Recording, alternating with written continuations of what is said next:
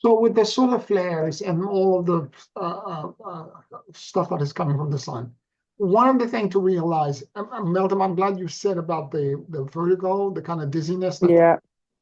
and the tiredness and the kind of like sometimes things are moving in your skin. You think there's an insect somewhere, Yes. like what's going on. Yes. It's because you're okay. How shall I say this? The charged particle coming from the sun, whether they are electrons or just plasma. In the case right now, it wasn't, we had X class solar flares, but right now it's a gigantic gash that's facing the Earth now. A big black mass where there are no filaments and it's just plasma leaking and moving toward the sun, the Earth. What it does is that it charges the upper atmospheres, and we begin to feel it in the ways I just described, but it also does something else. It changes the Schumann resonance. The Schumann resonance is measured in hertz, and it's the differential that exists between the upper atmosphere, the ionosphere, and the Earth surface itself, the low voltage electricity that runs on the surface of the Earth. And that difference is typically is 8.7 hertz, which is, by the way, when you're putting lead for EEG, that's the typical wave of our brain as well. Of late, the Schumann resonance has been spiking anywhere from 91 hertz to 50 to 41 to 38. It's been spiking like crazy because of the charge particle in the ionosphere. And the reason, of course, and what it does is that it creates background surcharge of power. And it, even in Spain, for example, in Portugal, the blackout that happened there as part of France, and also in Bali, 2 days later, it also happened in Bali, where there are blackouts. And the blackouts are being caused by what they call an unusual atmospheric condition, which is that the atmospheric Schumann resonance was above 50 hertz. Power grid operate around 50 hertz. And when the surcharge of electricity is higher for a long time, these substations begin to shut down because they are afraid that they're going to be short circuit. And when one of them begin, it is a cascading effect. All the other ones begin to shut down. Of course, the news media doesn't get into the details about this, but that's what happened in Portugal and in Spain. At least the engineers and the people in Portugal and Spain are saying it's a strange atmospheric condition that created this. So I'm glad that they are actually being honest with us. Janice wanted me to mention one of the things that that actually helps. What happened is that when you're feeling the solar flares or solar activity symptom, whether you feel extremely fatigued, like you're talking to somebody and you feel like you're about to pass out because your eyes are closing, or you're trying to walk and you feel you're wobbling and you have vertigo, like you can't walk straight, or you're trying to walk and you're hitting a wall because you can't negotiate your body because in space. That's solar flares. What's happening in your brain at that moment, because we're electrical in nature, is that surcharge in the atmosphere is causing minor brain seizures. It's disrupting the electrical current in our brain. And so the suggestion for meditation and for prayer, lots of water, lots of electrolyte, and naps. But before you go to take a nap, even if it's for a half hour, you pray to the sun and you say, beloved sun, I know that you're not trying to kill us. I know that there's a higher purpose to this. You're trying to dislodge neuron net that no longer serves me. I am yielding and I'm not fighting you. And the problem with us is that when we feel this way, instead of relaxing and letting the sun do its work, we try to fight it to go back to normal, to continue to do what we're supposed to do. We resist. So instead of resisting, you yield and you ask the sun to welcome and do your work. Remove from me what no longer serves and repair what needs to be repaired. I bless you and thank you. And then you take a nap. When you wake up, you will feel better and more revived. Because instead of trying to fight it and say, I need to function, I need to go, cooking, I need to do this. Instead of saying, okay, I need a 45 minutes nap, I need an hour nap, because my body is telling me and the sun is telling me that I need to relax now.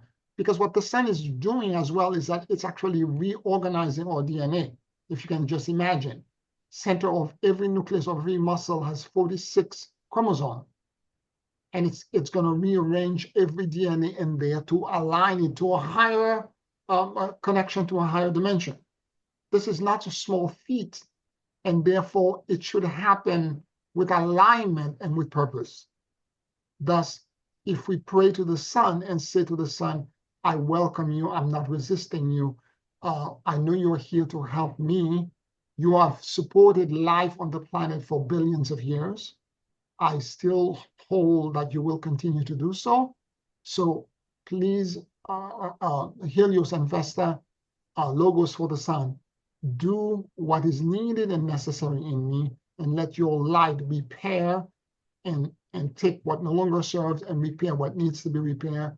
I put my head on your lap and I allow you to embrace me and go to sleep. Does that make any sense? That's exactly what I was trying to remember. I was connecting to the sun and asking for assistance, but I couldn't remember what it was that it was trying to do. I knew it was doing something for us, Yes. but I wasn't sure. Thank you. Thank you. That was It's a purge. It's trying to remove all these false belief, all this limiting belief that are neural net connection that exists in our brain. It's trying to dislodge them. And amazing, amazing. You know, the concept of the consciousness of these of the sun and the earth and the greater purpose and the greater plan out of all of this seeming turmoil is it just boggles my mind at the magnitude of what's happening. it is believed by some scientists as well that actually, if you look at early men around the planet, all of us developed the ability to speak simultaneously in different separate regions that were not connected to each other. And it had something to do with what was happening in the sun. There was a rewiring that was done, and when it was done, certain things happened from the DNA rearrangements. My goodness. So it's a very powerful thing to keep in mind, that the sun is our friend and is trying to protect us. And don't fight it, because what happened when I initially, because when the sun begins to activate like this, you don't realize it at first. You think it's you. You're blaming yourself. Why am I so tired? What's wrong with me? Blah, blah, blah. And then you still have to function. You still have to go around and do this. And, and the last thing you want to do when that has happened is do exercise. Don't go and do strenuous exercise, because it's the wrong thing to do, because you're not in your center. You might fall and break something because you're going to lose your center of gravity. So, and if you need to take a nap, you take a nap. I love my naps right now. Yes, absolutely, absolutely. A good note on talking to the sun before going to sleep. Yes. Have a chat and say, "I'm welcome you. I put my entire soul in your embrace. Shield me, protect me, heal me," and then take a deep breath and go to sleep. Yeah. and you will find that whatever healing that the sun needs to do, because you're no longer resisting, it will happen with incredible grace and ease. Yeah. Well, it's good to know, isn't it, that these symptoms that we're experiencing aren't some problems within ourselves, that it's, Sometimes you're like, what is going on? If you're not, following, or you got busy and whatnot, and you're like, what the heck just happened? Yes, And then you're like, oh, the sun is going crazy again. you're totally right, both of you. I'm there. Initially, when the sun began to really, I began to notice it many years ago, I thought I was going crazy. I thought something was very wrong with me. And I remember one time I went in the bathroom. I opened in the morning. I turned on the light. I was about to shave, and then all of a sudden, you know how when you're looking at the hot sun on an asphalt, and there is Yeah. the whole bathroom, the mirror, everything went like this. I'm like, what the hell is going on? And I'm like, there's insects, something's flying. What's going on? And I remember that Sunday when I mentioned it in class, I was so tentative, and I was like, are you going to think I'm crazy? But this is what I'm feeling. This is what I'm sensing. And everybody was in the class going, yes, Me yes. too. What do you mean? I thought I was going insane. Yeah. The more research I did, the more I began to realize that. In fact, there's a psychiatrist I know in Palm Springs that wrote this book called The Solar Apocalypse. He believes that uh, uh, Marjorie worked for a neurologist for many years. Every time the sun is active like this, there is a flurry of people who are coming in with brain seizures. Oh yeah, can be, yeah. I wouldn't be Because surprised. what it does is that it creates brain seizure. There's a guy that came in with a baseball cap, and he put aluminum foil inside of it. He said that's the only way, because he feels that there are things flying around in their insect, their electrical charge that are trying to penetrate, and the aluminum foil he's trying to isolate them.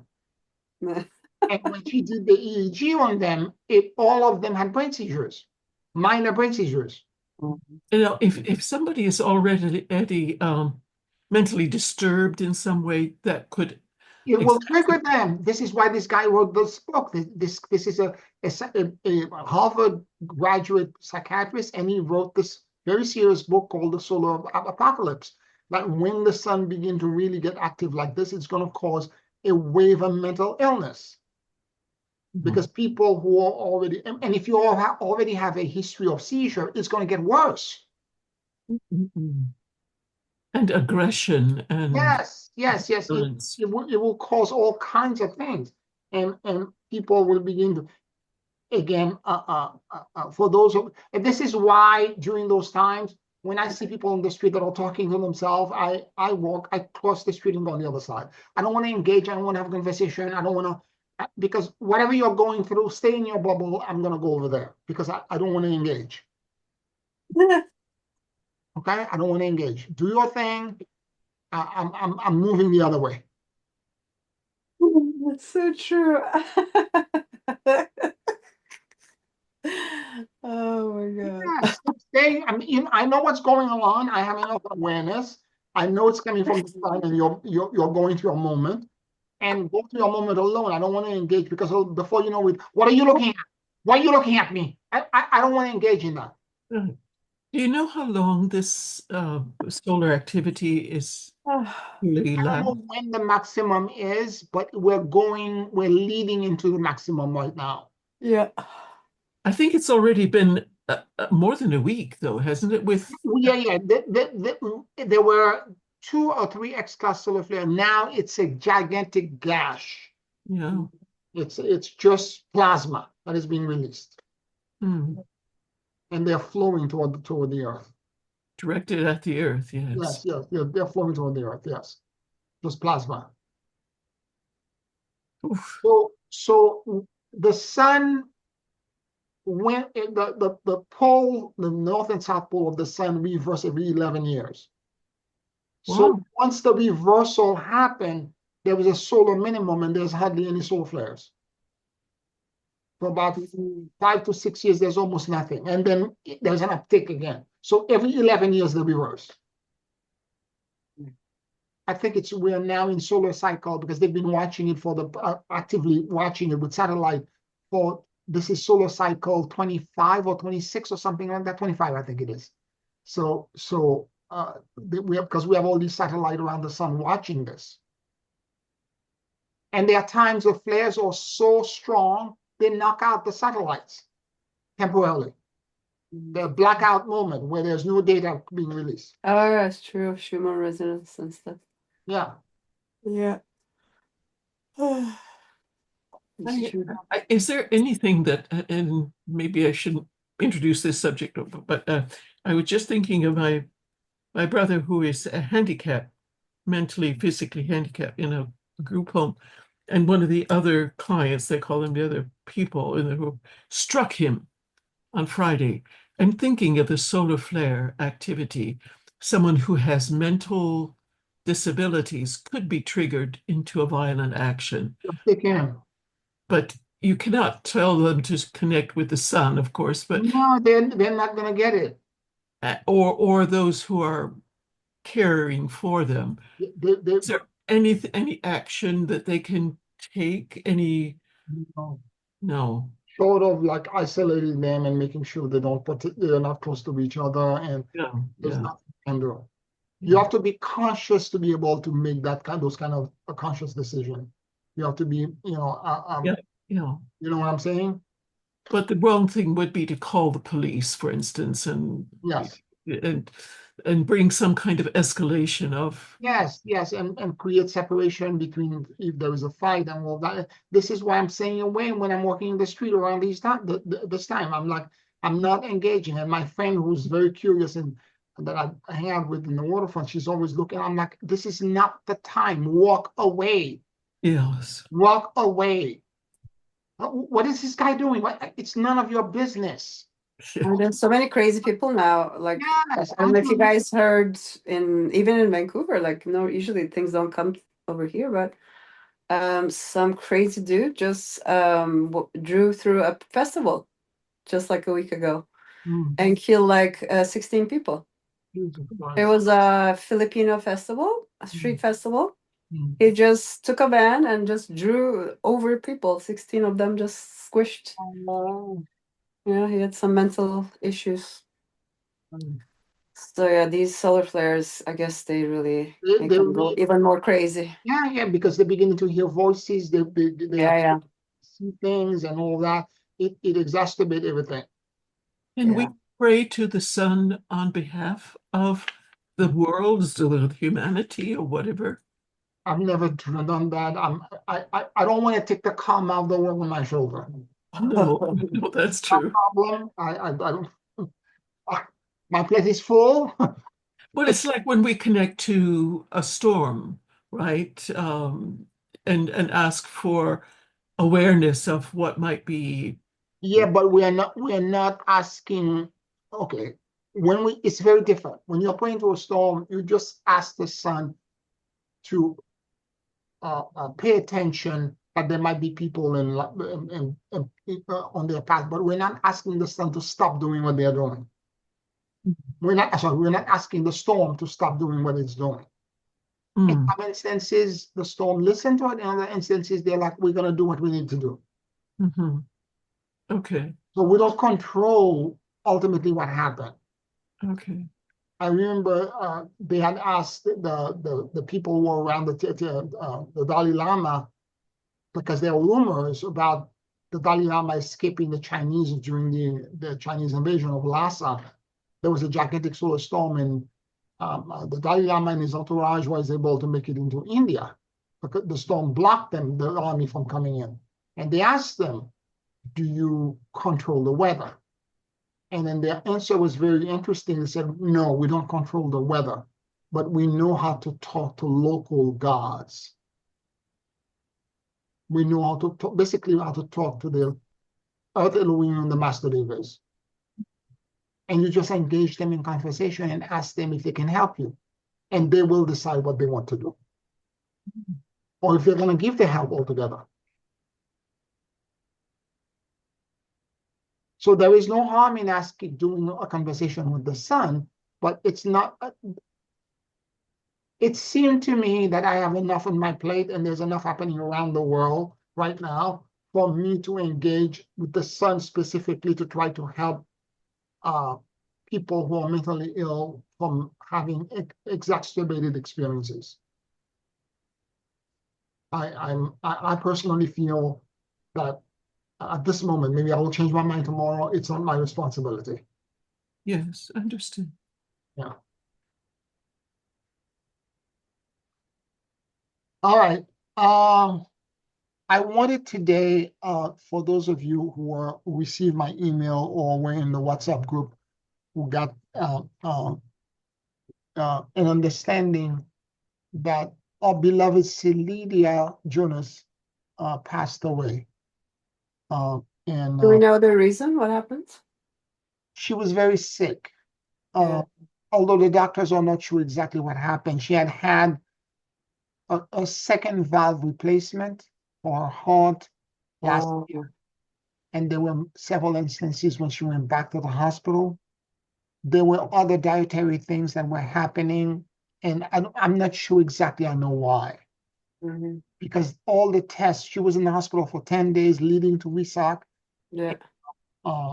It was not, Conclusive.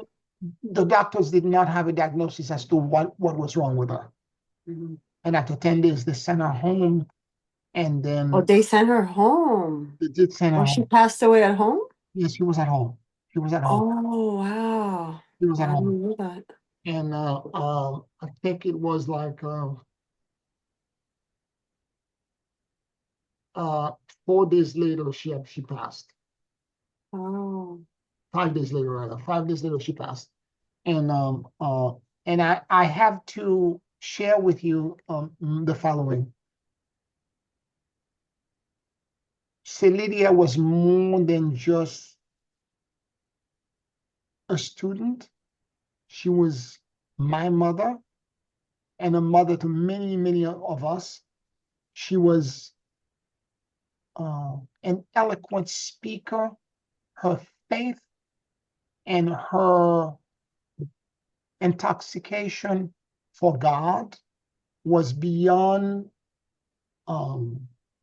no one I knew had that kind of strength and certainty in her connection to the divine. And everything that she experienced in her life was experienced through the filter of God. And her life was an example of what faith and trust should look like. And initially, I was in complete shock and disbelief. I was on the street when I got the call from her daughter as to what had happened. And I drifted for almost 2 hours on the street, not knowing really where I was going, trying to call this person or that person, and feeling physically in shock, like adrenaline fatigue, like my kidneys were hurting, my joints, like I had adrenaline fatigue. And once I began to listen to the mantra that I've sent to all of you, that actually helped me a lot to help her, because what she's doing and the choice that she made of leaving the planet at this moment is that she needs to do work in the inner plane to guide us to our purpose, because she was dedicated to the path and to the Melchizedek training that we're doing. That training I'm doing on Tuesday with all of you guys, she was so in it. And this is the reason why when I met Celidia years ago, I met her in 2007. She found me online because she was doing a Google search on Melchizedek order. She was researching because she was initiated in the Melchizedek teaching by her teacher, who had then transitioned, left the planet, and she didn't have any more instruction. She Googled and she saw my picture come up with a Melchizedek thing that I was doing. And a week later, she was at my door. And when she saw me, she went, now that I found you, I'm never going to let you go. Oh. And that was the relationship we had. Mm. She truly was my surrogate mother and my mother in a past life when I was Pharaoh. Oh, yeah. Okay? And I have to say to you that I am the work that she's doing now in the inner plane. I want to talk about this to try to explain it. She is a if you remember in 2011, Lord Melchizedek wanted to do an ascension wave and was asking for people to come in for him to train us into the true teaching or the restoration of the Melchizedek order.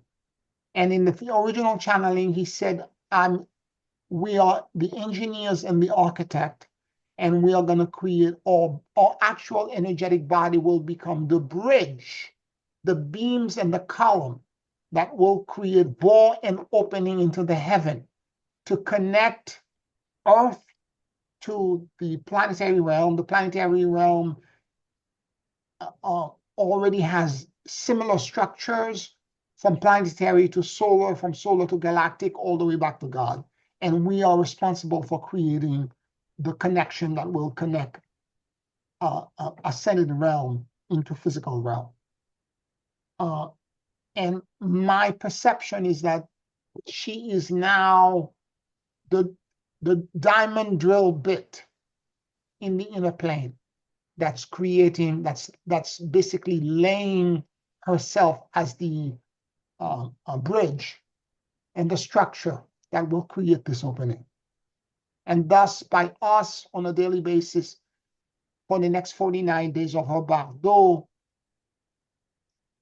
listening and repeating this mantra, we are supporting her in this great work that she's willing to do. And I'm very grateful for that. And through her, because I feel more connected to her, and through her, I'm getting deeper insight into where the Melchizedek teaching are supposed to go. She's giving me more information, or she's allowing me to access a verticality that I didn't know was there. So I'm very grateful again for her and the choice that she made. Any questions, any comments? When you play or recite the mantra, I know you said to have in your mind I guess you call it the dedication to her. Is it important, or is it helpful, or does it take it to a new level to try to recite with the speaker, singer, or I mean, some of the Decided it will be more impactful, and also it's serving us, because what it's doing if you recite it or even if you listen to it, what it does to you is that it actually helps you with your grief. That's what I was saying to you earlier, that it was my grief with Celidi, of course, triggered my grief from Monty, and I was having a hard time until I really tuned into that mantra, and that healed it. It eased the whole process, so I could be more neutral, I guess is the way you would say it, to be able to then focus on praying for Cylidia's journey.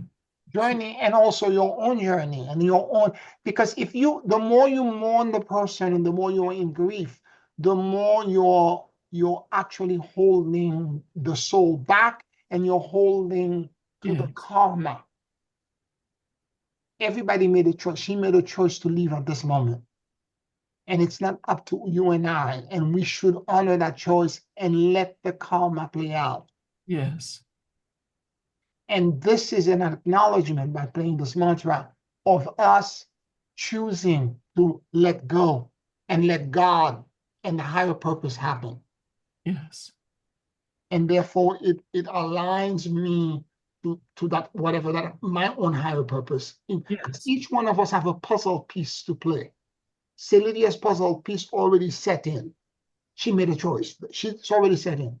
let me now not mourn her and want her to be back here, because the five stages of grief is first one is denial, then there is a bargaining, and there is anger, there is depression, and then finally there is acceptance. So instead of going through all of that, the drama of that, is to realize that her puzzle piece happened. But we all are building the same structure. If she's beam or column or steel column 297, I am 248. I can't try to be next to her and miss her physical presence, although I am missing it. But I need to understand that she needs to be positioned where she's positioned, because my puzzle piece is slightly different. Mhm. Although we're supporting the same overall composition, but my puzzle piece is different. It's good that you know what her purpose was, or what her choice is about, and other than just ascending and rejoining God. But so that's very helpful. Did you connect with her to get this information, or was it higher beings? Tragedy, all the kind of, yeah, I've been sensing her. Yes, yes, Yeah. I've been sensing her. Yes, Nice. yes. Yeah, when she passed, I don't know. I mean, I feel a lot. I'm a feeler, and grief, this, that. I go through all the emotions. But with her, it was very strange. I I didn't feel a heaviness in my heart. I just felt so much love and lightness. So I think really it was her choice, and that like you said, she is doing it for a higher purpose. So there's so much lightness in her transition. It was different with Lucy, for example. Yes. I felt heaviness, but with her, I feel this great lightness, and like you said, this higher purpose that it is meant to be, and that's not a bad thing, and that I'm actually happy for her.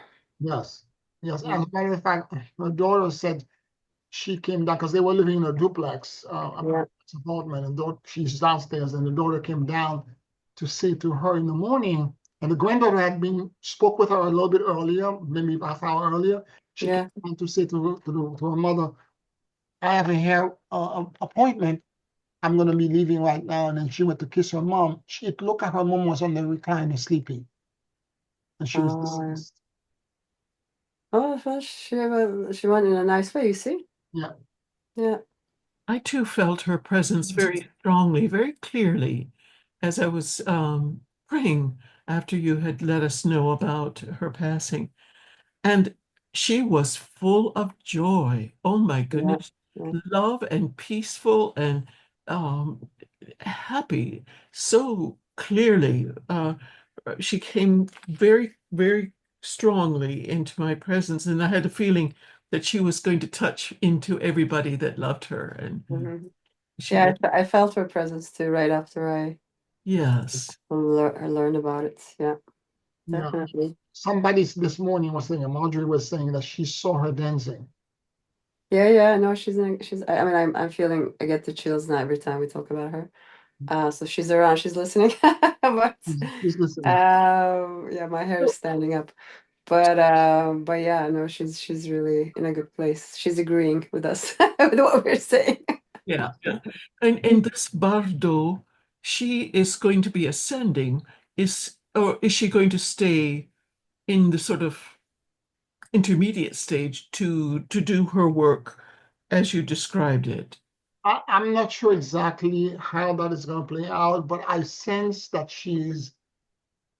this came this morning while I was talking, that she is the head of the drill bit that's boring this opening. And she's helping us on the other side. She's definitely, I don't feel she needs to come back to Earth again, given the number, once you get to be past 80 years old, you will have achieved over 1,008 moon cycle. How old was the lady? She was 82. Wow. And because of this, you typically transit at the right way. And by the way, the day she transit as well, it was the day there was I forgot the name of it's on the WhatsApp group. I forgot the name of it. There's a special celebration for Ganesh that happens in India for the entire day. This is Mm. Ganesh remove all obstacles. That's the day she transits. Wow, she's gonna remove all the obstacles for us. Yes, yes. And Ganesh is removal obstacle for her and obstacle for us. She's laying a path. Yeah, yeah. That This is makes this sense. is on the other side. That's what she's gonna do. She's gonna remove obstacles. Yeah. She's gonna help remove obstacles. I can totally see her do it. Yes, yes, yes. So I'm very grateful for her, and I'm still there's a part of me that's still kind of like incredulous. Like I expect any moment for me to see the phone ringing and to say, "Hi Pierre, how you doing?" You know, the way she would usually call me. Yeah. Mm. But I know that that won't happen, and I many of her friends that I'm friend with are in shock and or broken or because I spoke with her on Wednesday, and she died on Friday morning. Yeah. I did a clearing for her. We talked for a long time after the clearing. We had a nice conversation. She said, I'm going to do this, I'm going to do that, blah, blah, blah. And she told me about the doctor's appointment she had the following week. And we talked about all kinds of things because they still didn't give her a real diagnosis because according to the doctor, all of the lead for her new, she had a valve replacement 10 years ago. They had to replace the old valve to a new one. So there was some complication with that. They went as she was in the hospital. They checked everything. They said everything is fine. They did all these tests, but it was her time. It wasn't about the test. Yeah. It was her time. Yeah. Anyways, we will continue to say the mantra for the next what is it, 46 days, whatever how many days are left. The last day being July the 3rd. To complete the 49-day cycle of the bardo, where if you're going to reincarnate or my hope is, and the hope that and the reason we're doing this mantra is that when you go to do the bardo, you will have all kinds of experiences. The first 7 days, you have what they call the benevolent deities. They are different color lights, bright, bright, bright lights that are coming in. First, it's a white light when you're transiting like that day when her daughter found it, it's a white luminosity. Then after that, it's a the blue light. Then it becomes yellow. Then it becomes green. Then it becomes red. And after that, it becomes it eventually after 7 days leads into a multicolored light. And so and all these lights are so strong, they're terrifying. And what the Tibetan Book of the Dead keeps saying all the time is for you to understand. And this is the only purpose of the bardo. It's not for you to, it's for you to learn how to step up what they call samsara. Samsara is the wheel of birth and death and rebirth. And the only way you can get off is to recognize that the luminosity is you. You're looking at your spiritual body in the mirror. Although you're scared of it because it's too bright, it's too big, and you think it's God, you think it's some other entity or whatever, but it's actually your body. And they keep quoting over and over again in the text that recognition and enlightenment are instantaneous. Because the moment you recognize it's you, you become a Buddha. You no longer have to keep going up and down the wheel. So and the reason we are doing this mantra is to help her acknowledge and understand that the luminosity is her. And if she can do this, she will ascend and she will make a choice. Whether she can stay behind or whether she does something else, it will be up to her. She's already prepared with all of that information. I'm sure she's well, she would recognize what she sees, wouldn't you? Not necessarily. Because when you're in that state, this is the reason why, okay, the Tibetan Book of the Dead is called really the Bardo Todor. It does not translate really as the Tibetan Book of the Dead. The actual translation, it's the Great Liberation Through Hearing. The way it works is that, let's say, for example, her daughter were to, if I was close to her, I would do this for her, but I don't want to interfere with her family and her family's situation. But the way it works in Tibet is that if you find her deceased, you lay her on so that her right ear on her left side, so her right ear is up, and then you whisper into her ear, so and so and so, and you start reading the text of the bardo for the first day, which is you're dying. You will experience, and you describe to her physically, because the consciousness is still there. And you will describe to them what's going on. The reason it's through hearing is that the person is going to forget the teaching, because they're going to get trusted into an environment where there's a lot of chaos and a lot of confusion. And the monk says the whole thing for the first day and what they're going to experience. And then on the second day, they show up. Even though the body is not there anymore, they now go to the bedroom where the person used to reside, and they continue for 49 days, every day going back to the place where the person used to be to guide them. Now, if the person accepts the luminosity, the person who is administering the bardo and reading it will know by having a dream or having an experience that will tell them the person understood. I no longer need to continue the prayer.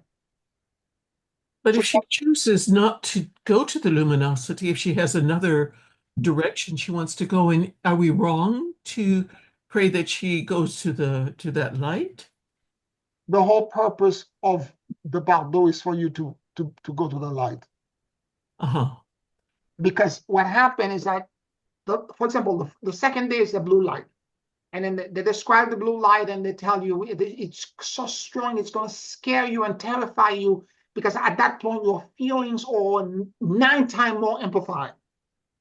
Everything is much more powerful when you're in the bardo. And you're going to be scared. And then you're going to see a dim light that's going to feel more comforting. And the warning is that do not go into the dim light, because if you go in the dim light, you're going to have an unfavorable reincarnation. Mm-hmm.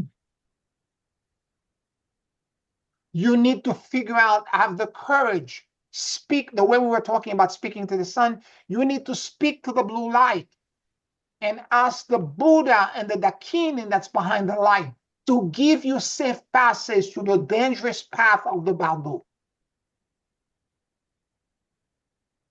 And every day there's a different prayer to the different Buddha and the different Dakini that's behind the light and the luminosities that you see for the first 7 days. Now, if you still have not accepted the luminosity, recognize the luminosity after the 7th day, then it becomes what they call malevolent deities. You will see demons, big demons that are the size of the giant skyscrapers with severed bodies in their hand, blood and multiple heads, and all kinds of horrible visions. And the Tibetan Book of the Dead talks about them and said, these are nothing more than regurgitation of the fear that exists in your mind. And if you can understand this and realize it's a fear, and they give you a prayer, so the person who's saying it to you tell you a prayer, connect with your teacher, your guru, your teacher, connect to a Buddha, and ask for you to understand that it's a projection of your mind. And the moment you get this, the demon that was as tall as the sky, whose voice started like thunderclap, all of a sudden the thunder and the clouds dissipate and rose petals fall to the ground, and what shows up behind him is a Buddha that welcomes you into enlightenment.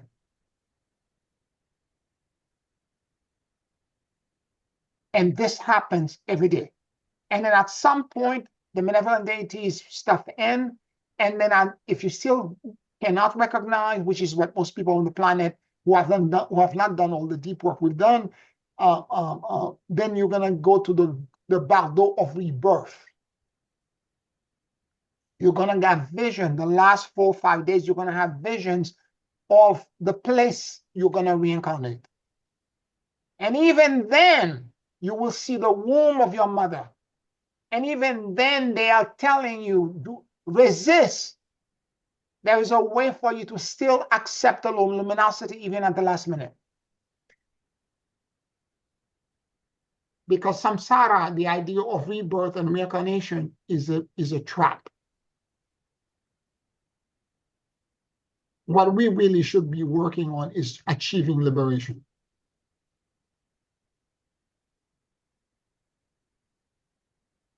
Does that make any sense, Janice? I'm just thinking, oh gosh, yes. I'm just thinking some people need to have another rebirth because they have more issues to work out, don't they? I mean, is everybody supposed to, not supposed to, but would it be best for everybody to go to the light instead of a Well, rebirth? some people will have to have a rebirth because of their karma, because they Right. haven't worked it out. Right. I mean, and if you haven't worked it out, you're going to have to reincarnate again and continue it. so they would see the light, but not go But they will go into the dim light. to the dim light. And behind the colored lights, there's always the luminosity as well, isn't there? Well, the colored light, all aspect of the luminosity. The white light shows up only in the first day. Yeah. And after that, it's the blue light, and it's I think it's the yellow light, and then the green light, and the red light. A different color depending on the day. Yes. But they are just aspect of it. But the first 7 days are light. After that, it's just benevolent deities. They appear to be demon. But they are not demon. They are projection of our own consciousness, our own internal fear. As Scrooge said, it's a bit of undigested beef or something. Yes. And you have to, and it's huge, it's terrifying. And this is why you need the monk still in the physical world, connected to your soul, to guide you through hearing, to repeat the teachings to you and remind you what you need to do. And the mantra is doing that we are Yes. engaged with, yes. Yes. Because we are not in a bedroom. We don't have that kind of intimacy with the family. I cannot, I'm giving the logistic of where she lives. I cannot go to her house every day and try to do this. No. You understand? I have my own life. I can't do this. So we have to do to the degree and the limits that we have to do the best that we can. So we're not making a mistake by asking or praying that she go to the light. If she needs to take another reincarnation, I cannot imagine. If she has to reincarnate again for whatever reason, no matter how much we pray for her, she will not do it. Okay.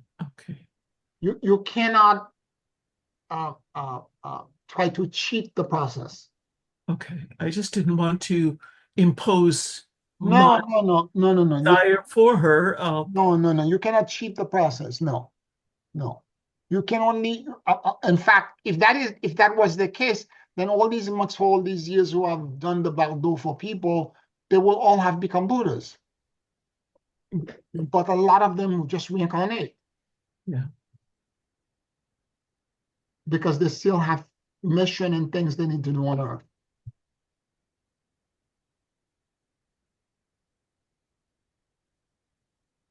Thank you for talking through all of those things because I've been puzzling about them. No. Now that we have a perfect example of a person going through a bardo, it's a perfect way for me to explain this. And there is a great recording by Richard Gere again, he's been a Buddhist for over 30 years, studying with the Dalai Lama personally, and he narrates the actual text of the bardo. It's about a 3-hour recording, and he reads the text from front to back. And he narrates it with meaning because he understands it. Okay? And it's on YouTube. All you have to do is put the Tibetan Book of the Dead Witcher gear, and you will find it. Okay? It's for free. You don't have to pay for it. And you can listen to it. And I have listened to it multiple times. I have the actual text, but the way to receive the bardo and the teaching is through hearing. So it's a perfect thing to let Richard Gere teach you. And if you're going to do this, take a pen and paper, because you're going to need to write things down. There is a certain cadence and frequency in the word because the book has been channeled 1,500 years ago, the actual text. And it has a cadence to it. And the word and certain terms and word, I know it happened to me as I was listening to it. A lot of the information and terminologies were, it took me a while to figure out what they meant. For example, when they were talking about bardo, they kept talking about intermediary state. I'm like, what is that intermediary state? That's when I had to figure out that bardo translate as a gap or intermediary state, right? So it takes a minute to go through it. You cannot listen to the whole thing in 3 hours. It's not possible. It's too dense. It's too much information. And what I did is that I listened for the initial 15 minutes. And I took a notepad, and there are certain sentences that kind of like illuminated something inside of me. Like all of a sudden, it just struck something very strong inside of me. And I would take the cursor, move it back, and listen to it like 3 or 4 times to see if I can impact, like it was transmitting something, frequency and vibration wise, through the speech and the pattern of the cadence of the words. And as I did this, I got a lot out of it. And the next time I went back, cursor to 0, and I played it again. And this time around, other places illuminated. And slowly and surely, I was able to listen to the whole thing, to that process. It'd be a good idea to follow along day 1, day 2, day 3, day 4, and not do all 49 days, but follow it in Solidia's timeline. Well, okay, the way the book is written, there's a lot of introductory comments. Oh, I see. And these introductory comments are essential for you to understand the context. And a lot of it is like, it went way over my head initially. I didn't get it. Not all of it. I got parts of it where it's like I got struck by something. And I'm like, oh, wow, this is so phenomenal. And as I kept listening to it, I kept getting it. And I was telling a friend of mine, oh, I have the book. I'm like, the book translates into, I'm going to read it. You're wasting your time. It's the great liberation through hearing. You have to get it through your ear. Somebody has to read it to you. Oh, through hearing, not healing. No, hearing, through hearing. The same way when you're presenting it to someone who is deceased, who was about to go, you put them on one side and you whisper into their ear, you say their name, so and so and so, son of a great from a great family, you're dying. Your body is doing this, XYZ, and it describes exactly the process through which your breath is going to stop. Mm-hmm. And then you will see a great luminosity, a brilliant light. Understand that the luminosity is you. And recognition and enlightenment are instantaneous. I understand that some souls like to stay close to the earth, the three-dimensional physical world, to either to make sure that everything is okay or to follow along with what's happening and then make the transition. Well, they talk about all that. There are 6 realms. There's the realm of jealous God, the realm of the God, which is the only realm that if you're going to reincarnate, they encourage you to go. The realm of men, the realm of the hungry ghost. These are the lost soul you're talking about, the one that are remaining behind. The realm of hell, of the demons. There's multiple realms. And they describe the book describe everything. The narration describe everything. It tells you the various realms that you can travel to. This is why they don't want you to go to the dim light. Because if you go to the dim light, you're in fear. You're gonna become a hungry ghost. I was just thinking about Monty when he passed on the 1st of July. I felt his presence with me right through the celebration of life.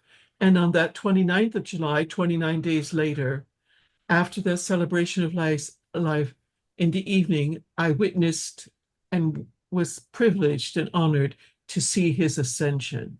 Mm, But he stayed by me mm, for mm. 29 days to make Mhm. sure that everything I think was okay. Yes, yes, So he wasn't traveling through, I don't think, any kind of realm, but he just wanted to be sure I was all right. yes, yes, yes, yes. So yeah, the detail they describe all the realm. And then when you're also when you're if you're going to the bardo of rebirth, because there are multiple bardos. Bardo is a transition between intermediary state that exists between two states of consciousness. So if I'm talking to you right now and I go into a deep meditation, and as I go to the deep meditation, I it's so deep and so profound that I get so expanded that one moment I think I fell asleep or I pass out. That's a bardo. Because what characterizes the bardo is it's the blank of consciousness. And so there are multiple bardo. There's a bardo that happens when you're awake and you go to dream. There's a bardo when somebody initially goes at the moment before death. There's a bardo that they call dharmata that happens after death. And then there's the bardo of rebirth, where you go from being disembodied in the spirit world, and then now you're selecting which family and which environment you're going to get reborn into. And you may see your parents copulating. You may actually see your mom, your future mom womb, and they still are giving you instruction. You still have a choice there to reincarnate, to accept the luminosity, to close the womb so that you can accept the light.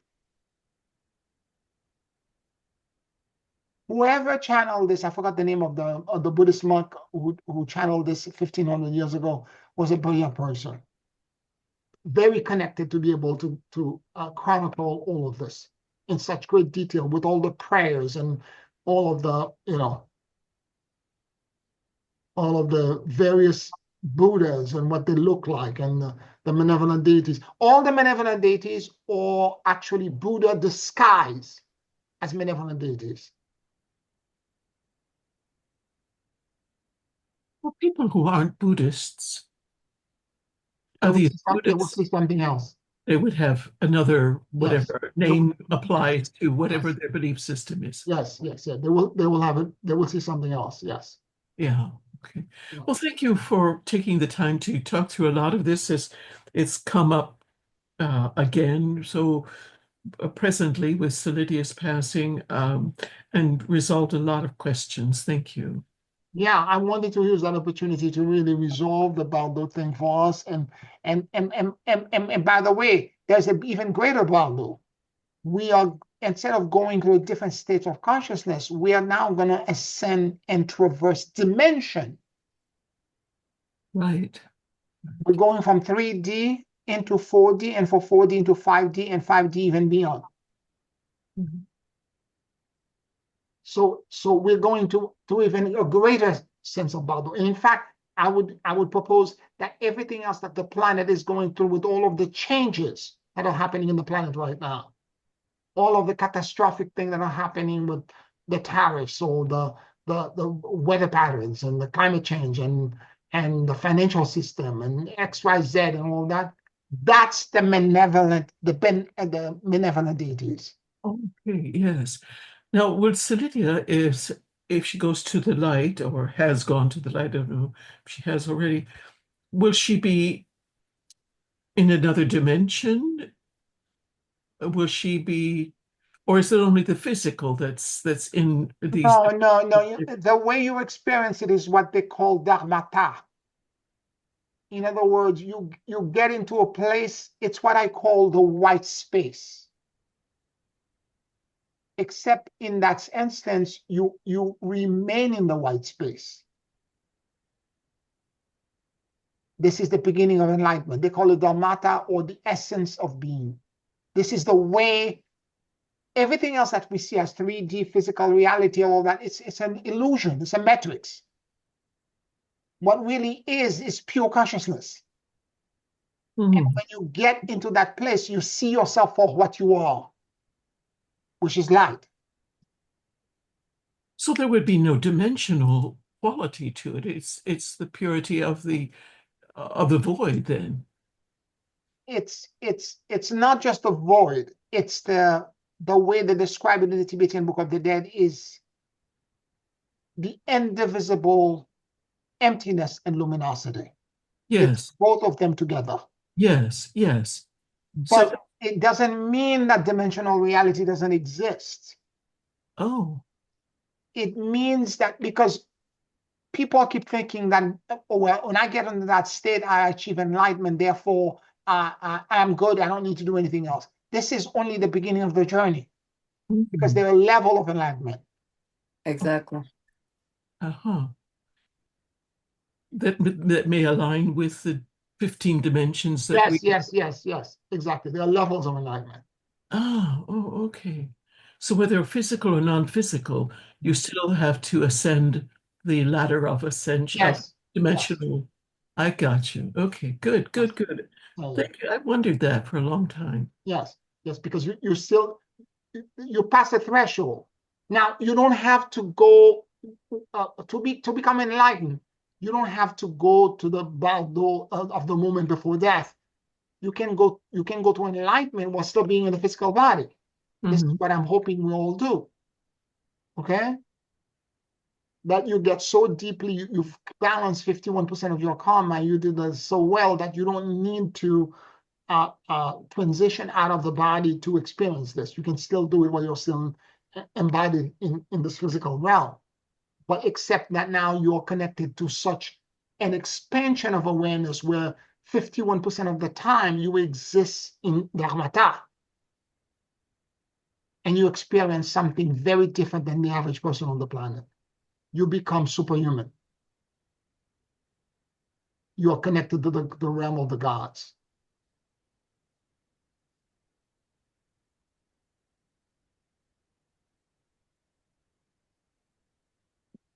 It is my hope that all of you will before and according to the teaching that we got from Lord Melchior during Resac, Lord Melchior told us very clearly that by 2020, May 2027, many of us doing this work will ascend because the group body will elevate because we're getting very close to it, which is the 12th level initiation.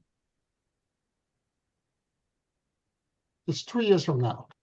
When May now 2025.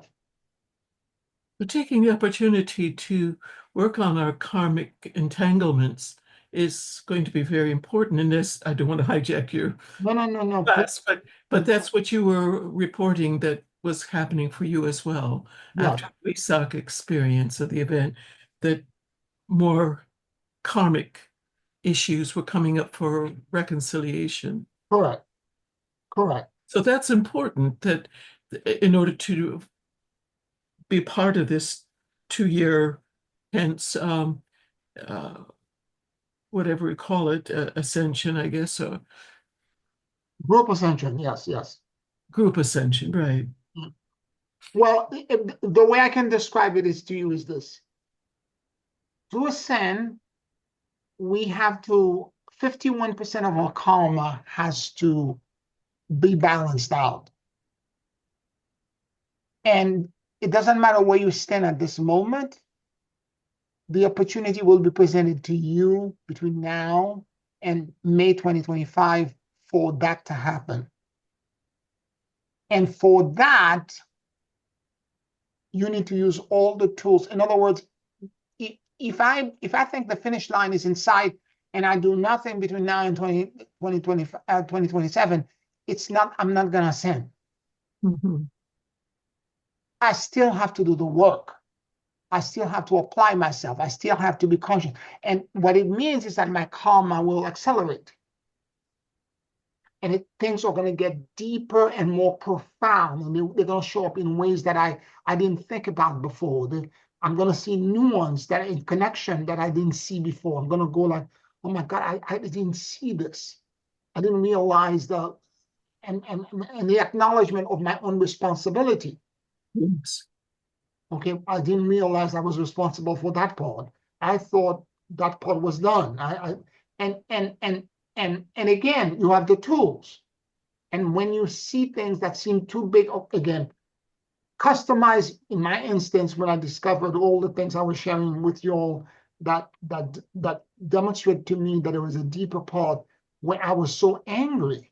I didn't realize I was angry about past things that had happened to me in my karma, that I was angry at people, at places. I was resentful, and I was angry at myself for allowing this to happen. And I'm reminding of what Kuan Yin did, which is when she did her Heart Sutra, is to realize that you're imperfect, you're human, and you're broken, and and you have to accept yourself first as being broken, as being imperfect, as being flawed, as being gullible, as being having been swindled, or whatever it is that happened to you. Okay? And after the acceptance is now to love yourself, even though you're human and you're broken, even though you're imperfect. And the moment you begin to nurture and love yourself with all of these flaws and warped perception, the true ascendance begins. Yeah, when it comes to identifying a karmic entanglement, it's not like we sit down and meditate, show me my karma, or but issues come up for us in our life that we then investigate further about the source of possibly a karmic past life or this life cause, right? You know what helped me with that, with my breakthrough?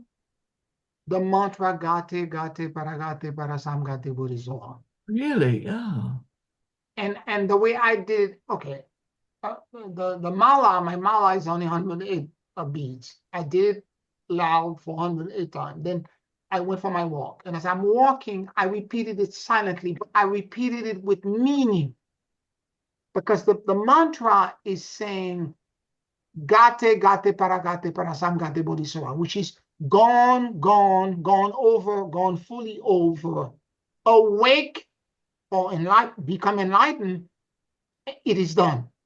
So what it is saying is that my attachment to my karma, the way I'm marinating in stuff and I get entangled, all of that is gone, gone, gone, gone over, gone fully over. And now enlightenment is here. And so it is. Good to know. And as I'm saying it, I'm thinking of the meaning.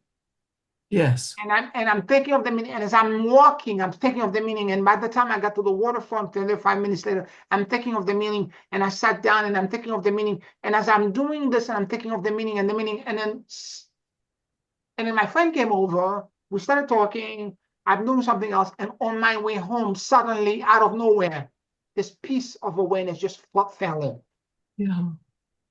So when you're doing the gate, you're not thinking about any particular issue. It's You could do that. okay. You could do that. But in this instance, I was not even thinking. Yeah. I'm just thinking enlightenment is coming.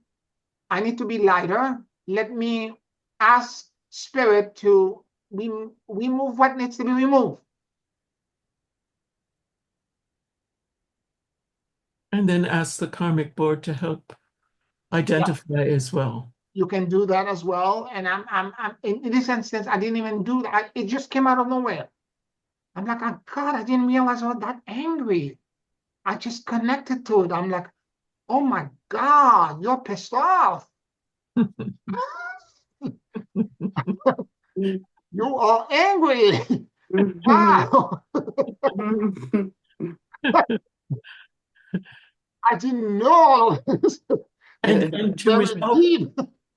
and I gather you've resolved that now in But I'm some working way. on it. It's not completely there, but I'm working on it. I've worked on it a lot since then. More gate paragate, more like, let me let go of all of this. And more acceptance, more stuff.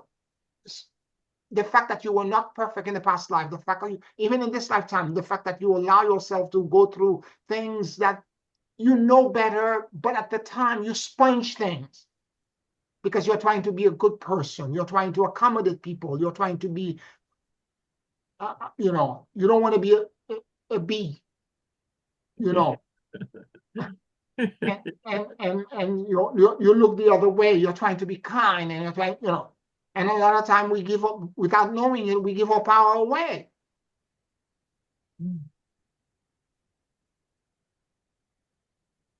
So slowly, Forgiveness and the Ho'oponopono is part of that too, then. yes, absolutely. And Forgiveness and of you self. and if you listen to your higher self when you're in that state, you will know what you need to do to release it. Yeah.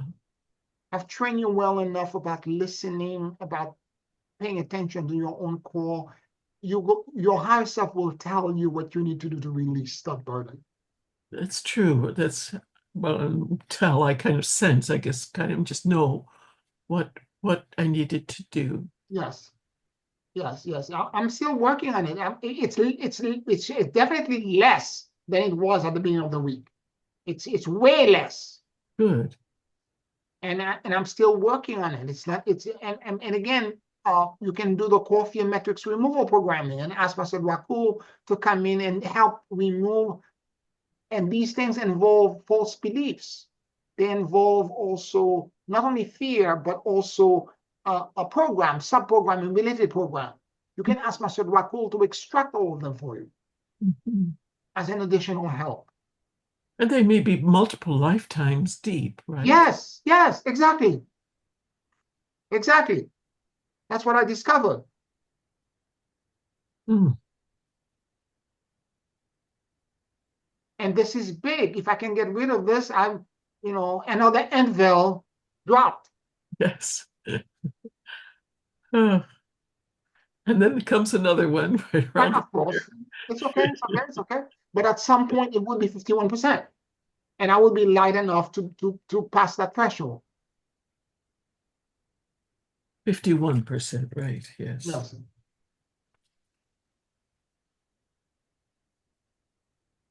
Uh,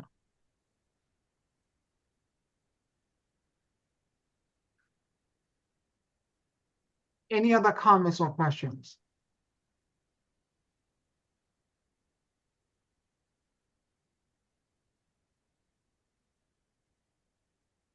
So apart from helping Celia transition, you say this also on a daily basis too, as a part of your spiritual practice Yeah, for I'm doing it now for 49 days from the day of the transition on Friday until July the 3rd. I'm listening to that mantra with the intention it's for her soul to transit. but then the gate gate you're saying every day Yes, I'm to saying also that clear your my karmic. own karma. Yes, All right. my own karma. Yes. I mean, every day the weather has been so crazy. I've not been able to walk every day, but I like to do it when I'm walking as a contemplation. Mhm. I'm walking down the street. I'm not talking to anyone, but I'm silently repeating the gate, gate, paragate, but with meaning, understanding what I'm saying. I'm asking for my karma to be gone, fully gone, fully gone over. and I'm accepting enlightenment, and I'm saying it is done. It is now an actual thing. And I'm repeating it over and over again. But that doesn't necessarily erase it. It just will bring it up to you, right? Because Yes, and the correction, yes, and the correction will be my responsibility. That's correct. yes, right, okay. Yes. You can't just wipe the No, slate. no, no, no, no, no. It doesn't erase it. It brings it to you, and then it's your responsibility to reconcile it. Yeah, right. Because these things are buried so deep, and I had said this to you before, that a lot of time when my clients come to me, and if you can be a witness to their burden, particularly for something you've been holding for multiple lifetimes. If a client comes to me and telling me that they're holding something so deep and so profound, and they're so ashamed of it, and they haven't said it to anyone, and I listen to them with no judgment and no accusation, that listening, that act of being so neutral to hearing their burden, reduce the burden by 50%. Hmm. Because the reason why we have such shame, it's because we think we're so warped and crooked, and we are the worst in the world, and no one is like us. Hmm. And when you finally express it, and somebody acknowledges it for you and says to you, you're not alone. Other people will like you. I'm like you. I'm broken too. That act is the biggest act of healing. And more to the point, when you say this to someone, you confess them. That's what a true confession is. It's not you going to a priest, and it's that kind of like intimacy of listening with no judgment. And more importantly, by you listening like this, you automatically give them the absolution, because they can sense when you are not judging them. There is acceptance and there is love in your heart.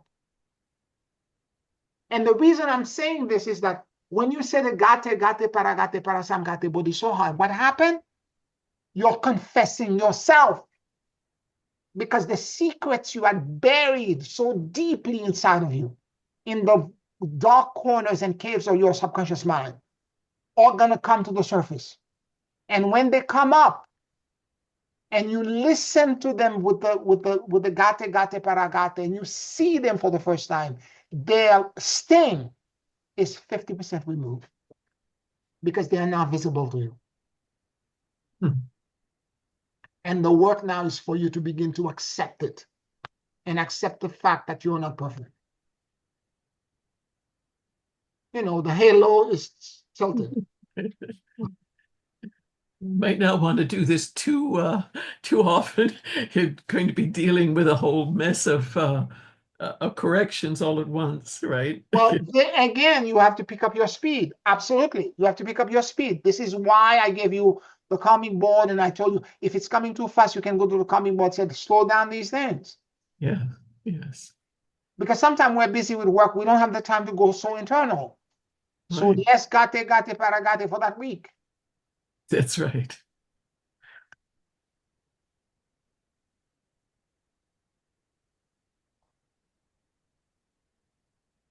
Well, thank you for this class, because it's been helpful for me. And I'm sorry if you had another plan for the class. No, no, no, no. We talked. I covered what I wanted to cover. It was important that we talked about the bardo, and giving the fact that this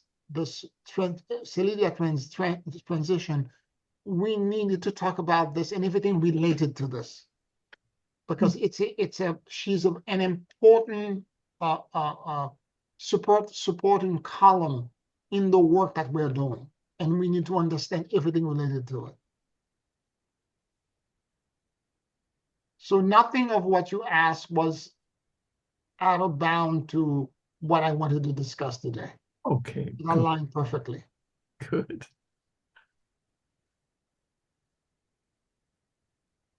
Any other questions or comments?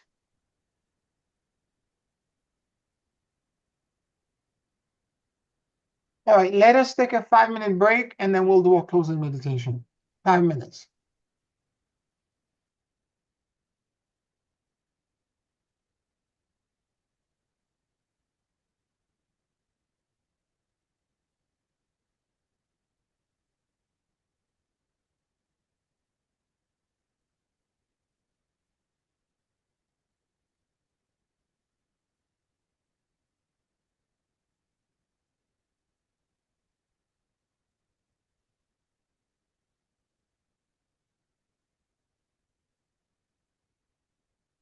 Before we do the closing meditation, I just wanted to let you know through the guidance of Celidia, this is how come I know she's guiding us.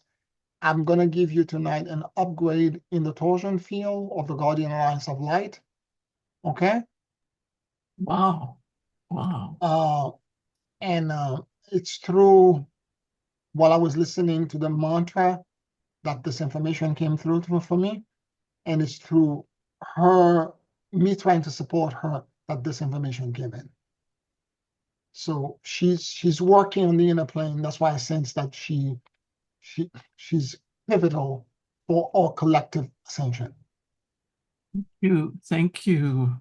And it's connected to the gate, to the not gate, but to the beyond time and space. Okay. Oh, okay. All right. Love it. Thank you. Okay.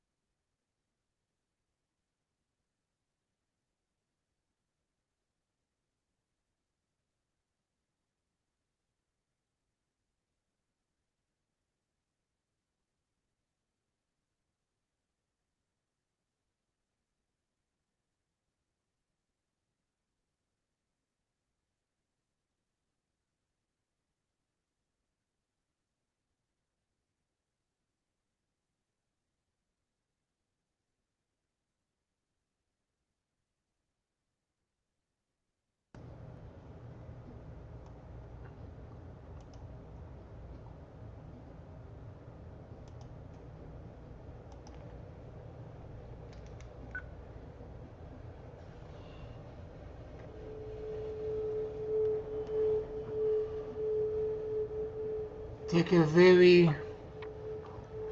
deep and slow breath.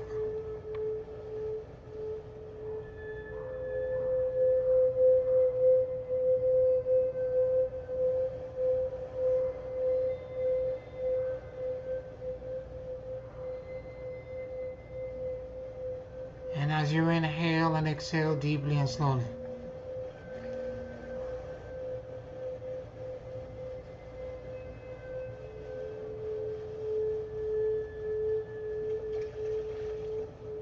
allow the universal life force that permeates everything to enter into your lungs.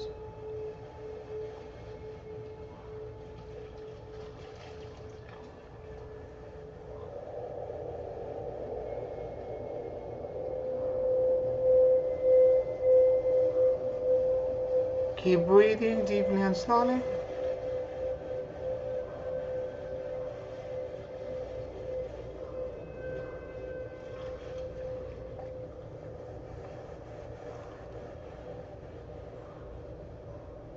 And let your soul and your awareness drop in the middle of your chest.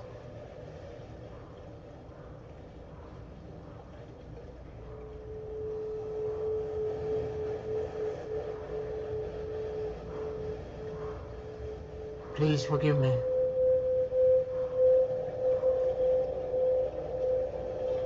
I love you.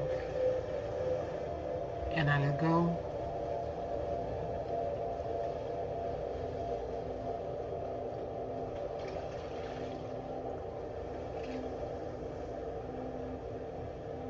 Please forgive me. I love you. And I let go.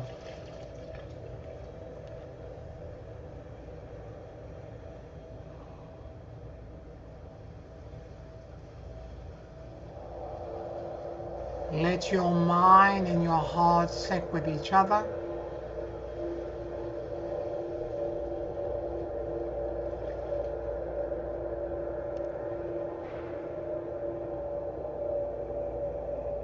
And notice what you noticed.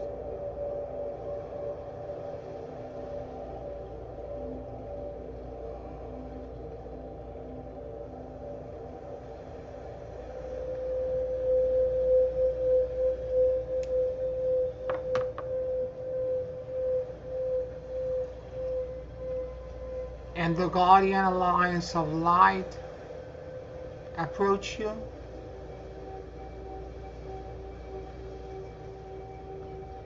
offering to gift you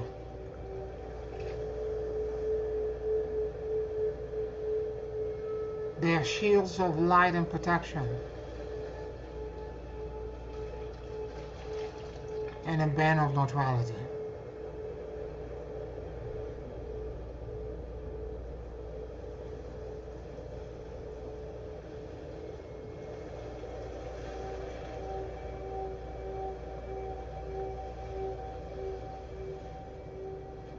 If you are ready to accept this gift at this time,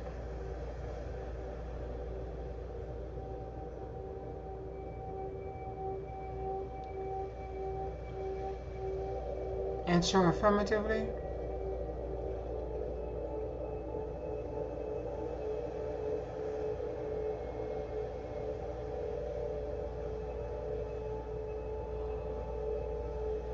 And let the energy of the first guardian enters at the bottom of your feet, counter-rotating, moving through your core,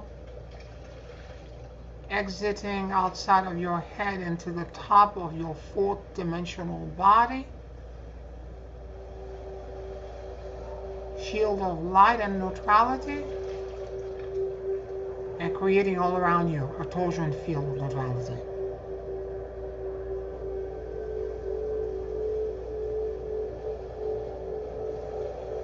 Begone time and space.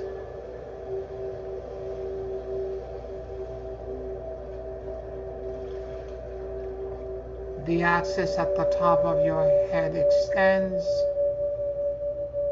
at the top of the fifth dimensional body. And the second guardian comes down, rotating clockwise, dropping in, passing through your core, exiting at the bottom of your feet, and going into the bottom of your fifth dimensional body, creating all around you a torsion field of neutrality.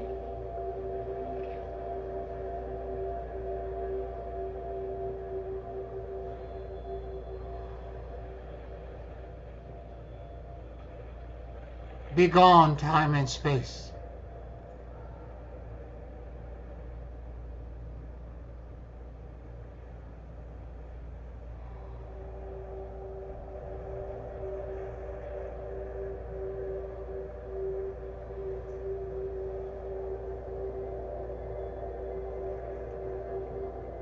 The axis at the bottom of your feet extends, and it attracts now the energy of the third guardian, coming in as it rotates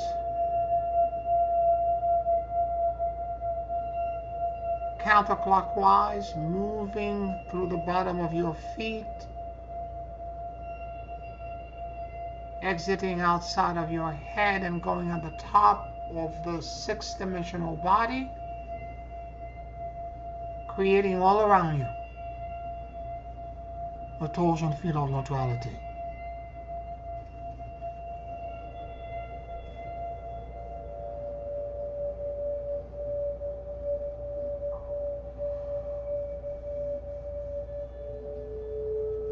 Be gone, time and space.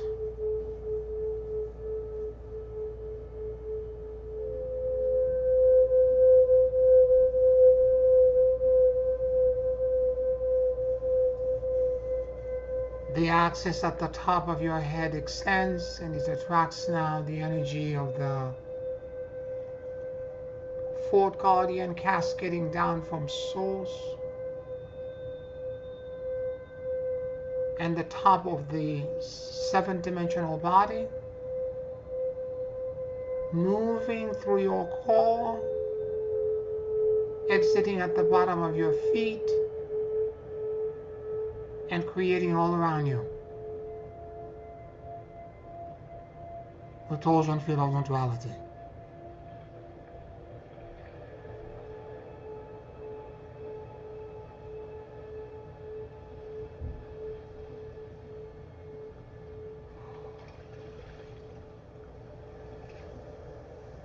Be gone, time and space.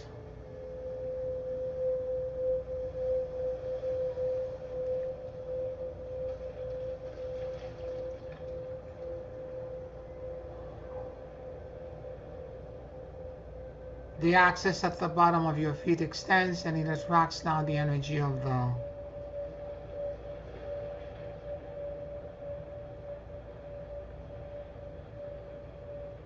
fifth guardian, coming in from the bottom of your feet, counter rotating, moving through your core, exiting outside of your head and going at the top of your eighth dimensional body, and creating all around you the torsion field of neutrality.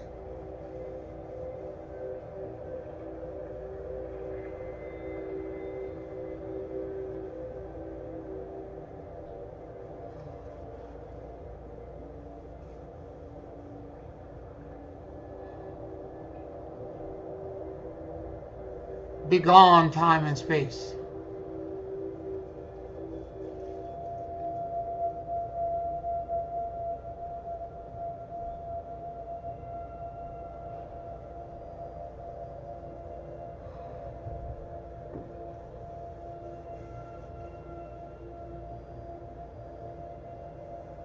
The axis at the top of your head extends, and it attracts now the energy of the sixth guardian, cascading down from source and the top of your ninth dimensional body, dropping in, passing through your core while rotating clockwise, exiting at the bottom of your feet, and creating all around you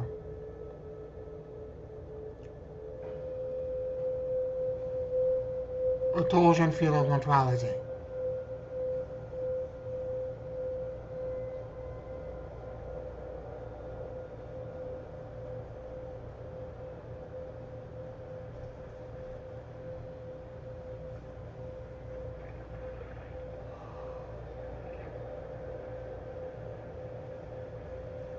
Begone time and space.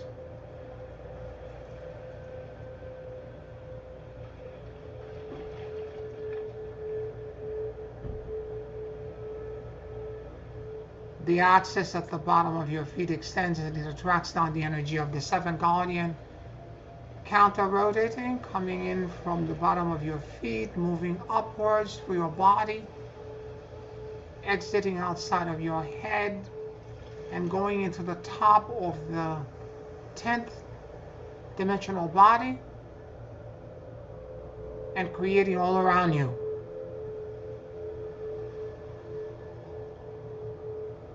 A torsion field of neutrality.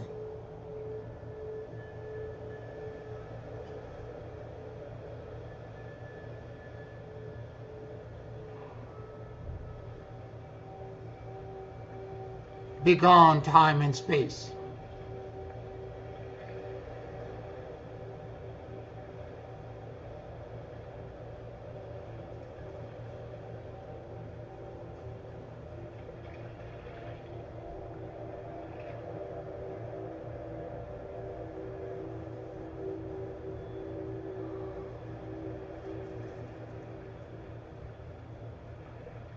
The axis at the top of your head extends and it attracts now the energy of the 8th guardian,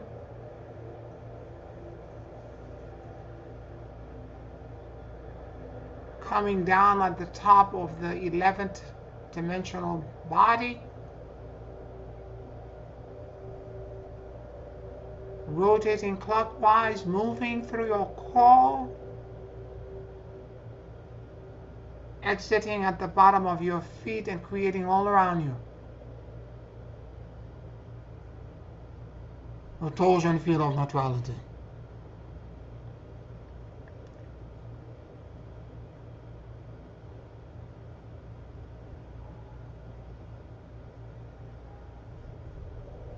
Begone time and space.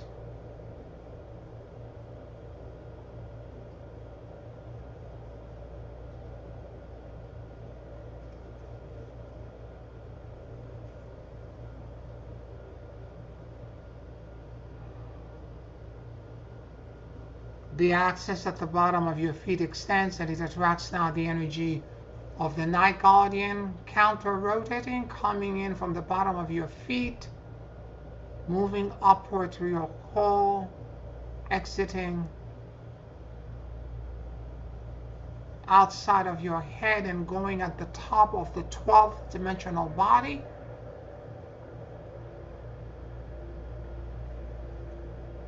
and creating all around you. A torsion field of neutrality.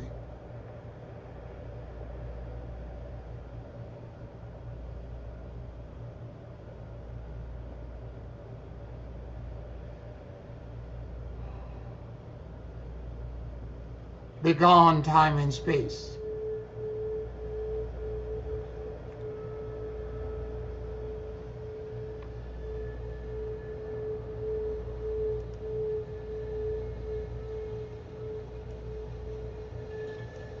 The axis at the top of your head extends and it attracts now the energy of the 10th guardian, cascading down from souls and the top of the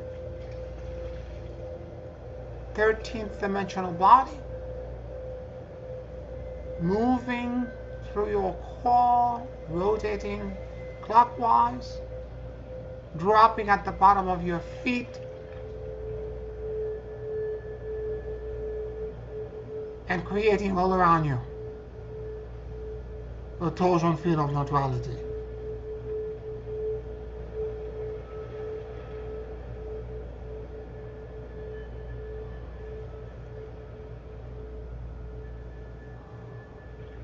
Begone time and space.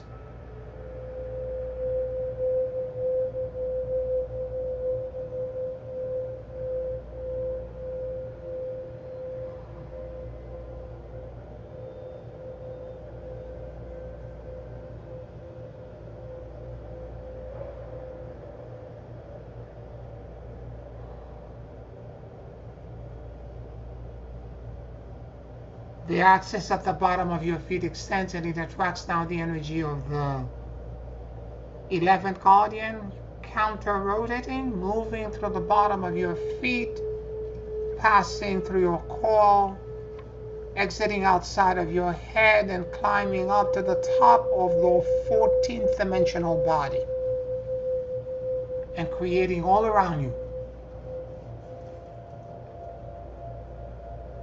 the torsion field of neutrality.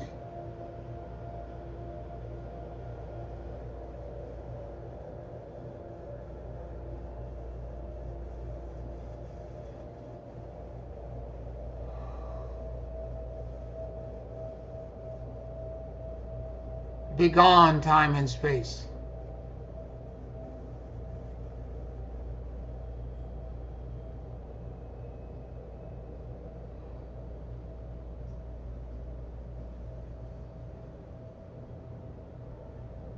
The axis at the top of your head extends and it attracts now the energy of the 12th and final guardian coming in at the top of the 15th dimensional body, moving through your core as it rotates clockwise, passing through you,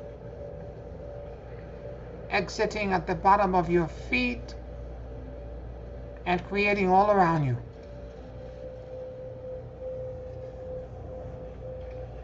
the torsion field of neutrality.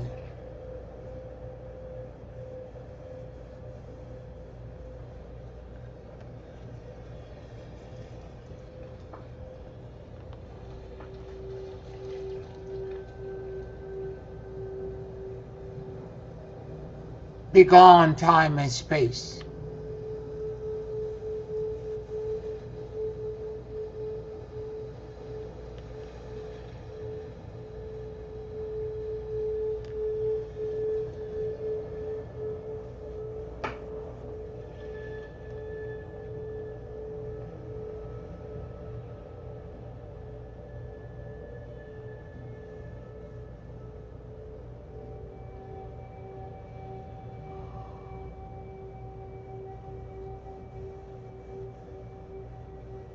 Observe the 12 counter-rotating axes and torsion fields that are spinning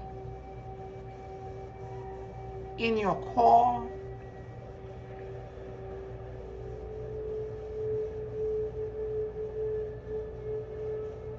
as a measure of God.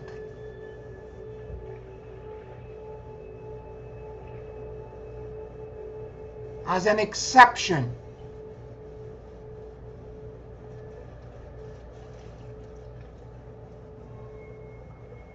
As a space and a volume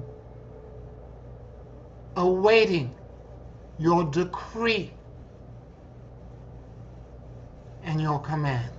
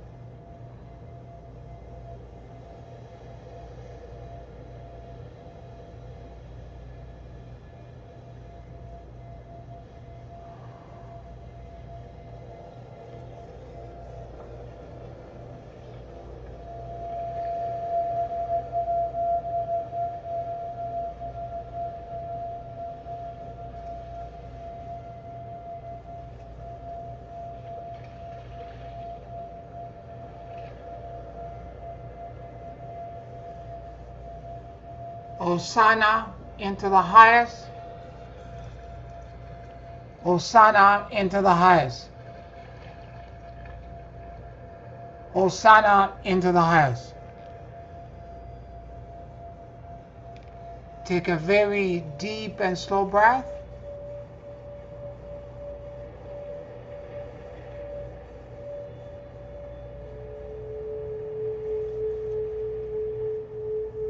And whenever you feel ready, you can open your eyes.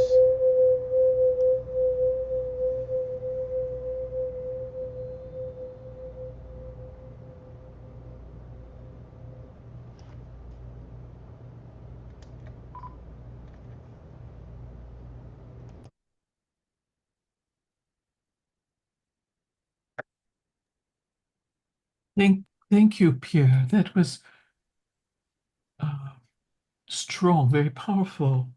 The beyond time and space. And is it directed to a general condition, or how Up does to one? you. It's just creating the vortex and the opening. Ah, It's at the end, as it says, it is up to you to put your command and your decree inside of it. okay. And do we follow that with the gifts of the guardian? I'm going to send you the recordings tomorrow, and it will be, and that's the new version of the torsion field I'm doing right now. Okay, so we're not doing then the gifts. You can do the gifts as well, like one day a week. It's up to you. It's up to you. I, Okay. I don't want to. I don't want to put too many restrictions on you because I know I'm giving you a lot. Okay, and I don't want to feel. I don't want to do to you what Dr. Stone did to me. Okay. So What did Dr. Stone do to you? It's too many things. say that again. What did Dr. Stone do to you? Too much exercise. I wanted to quit my job and do this full time. Exercise. Too many things to do. I'm giving you this, and you also have the gifts. So if you want to do the gifts and maybe once a week or twice a week, and then do that, and the rest of the week, that's fine. Okay, okay. Okay. Well, thank you, and thank you, Solidia. Yes. Yeah, it was after doing the mantra for her for 2 days that all of this came through. Mhm. Love it. Mhm. All right, everyone. I want to thank you for listening and for this, for all your support and co-creative partnership in this great, great work that we're doing. I love you so much, family, and I'll talk to you next week. Thank you so much. Love. Love you. Bye. One, love you all.